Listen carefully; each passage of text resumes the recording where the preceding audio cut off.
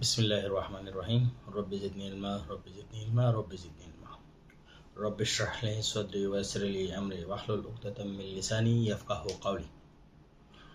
আজকে হচ্ছে দণ্ডবিধি আইনের নবম অধ্যায়, সরকারি কর্মচারী কর্তৃক অপরাধ। দণ্ডবিধি আইনের 161 দ্বারা সরকারি কর্মচারী তার সরকারি কার্য সম্পাদন করার জন্য বৈধ পারিশ্রমিক ব্যতীত যে অর্থ গ্রহণ করে বা বকশিশ গ্রহণ করে, এক কথায় যেটা ঘুষ গ্রহণ করে, সেই ক্ষেত্রে তার অপরাধ হচ্ছে দণ্ডবিধি আইনের 161 দ্বারা।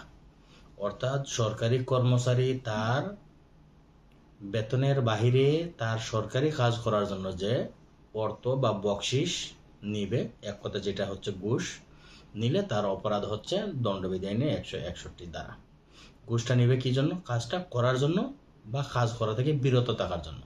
যেমন একজনে আপনাকে 1 লক্ষ টাকা দিল, দিয়া বললো যে স্যার আমার এই কাজটা করে দেন, অথবা স্যার আপনি এই কাজটা একটু 1 মাস ডিলে করেন বা 1 মাস একটু আটকাই রাখেন, তাহলে আমি আমার কাজটা করতে পারি। এই যে আপনি যে কাজটা করলেন বা করা থেকে বিরত থাকলেন, সেই জন্য সরকারি কর্মচারী হিসেবে আপনার দণ্ড হচ্ছে দণ্ডবিধি আইনের 161 দ্বারা।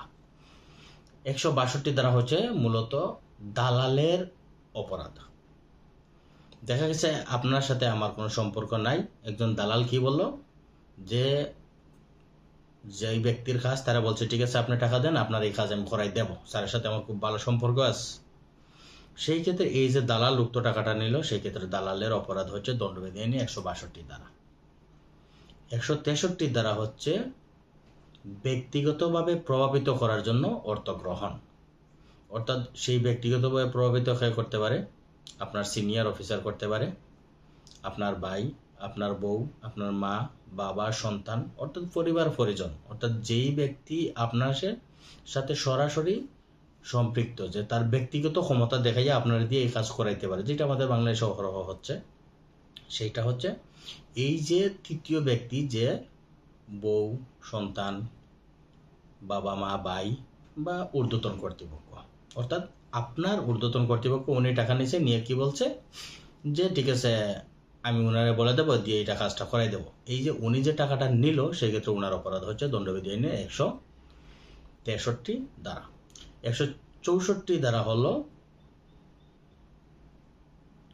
এই যে 162 এবং 163 ধারার ব্যক্তিদের মাধ্যমে আপনি প্রভাবিত হইলেন, হইয়া কি করলেন, আপনার কাজটা করলেন বা করা থেকে বিরত থাকলেন। 162 দ্বারা দালালের কথা শুনে আপনি কি করলেন, কাজটা করলেন বা করা থেকে বিরত থাকলেন।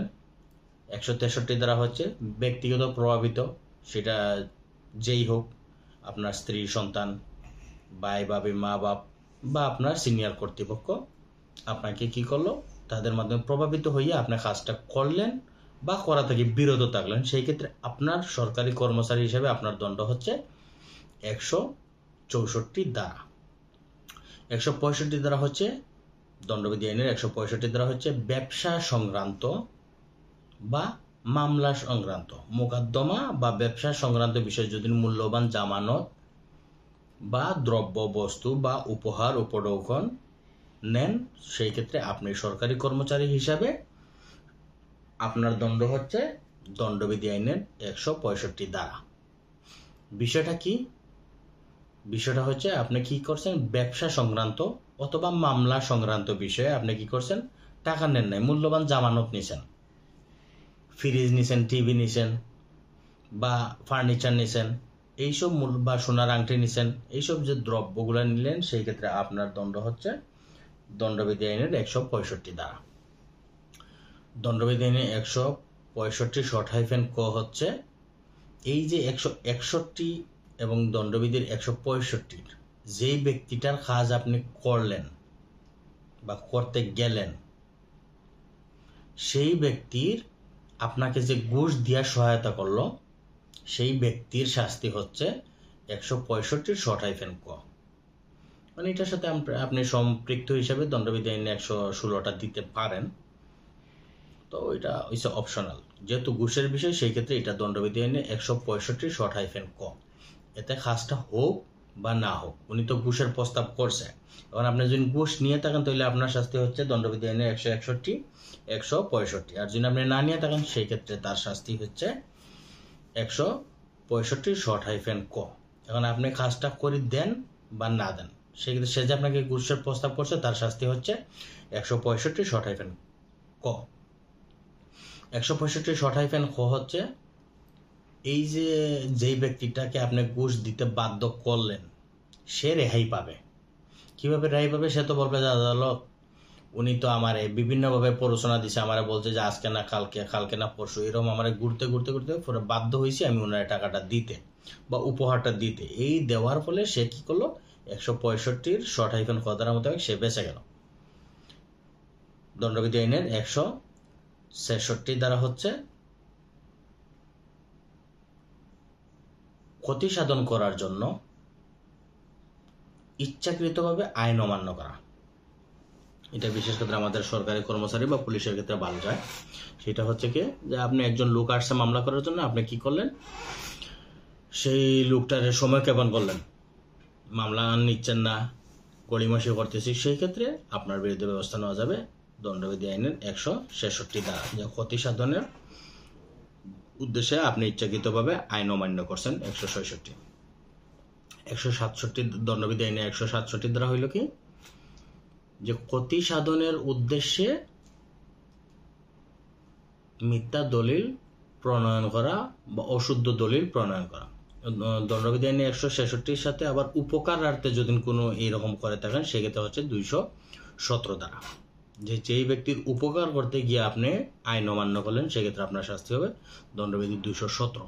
আর 166 হচ্ছে ক্ষতি সাধন, আর 167 হচ্ছে ক্ষতি সাধনের উদ্দেশ্যে মিথ্যা দলিল বা অশুদ্ধ দলিল প্রণয়ন করা বা ভুল দ্বারায় মামলা রুজু করা, সেই সব ক্ষেত্রে এটা হচ্ছে 167। আর যদি উপকারার্থে হয় সেক্ষেত্রে হচ্ছে 218 ধারা।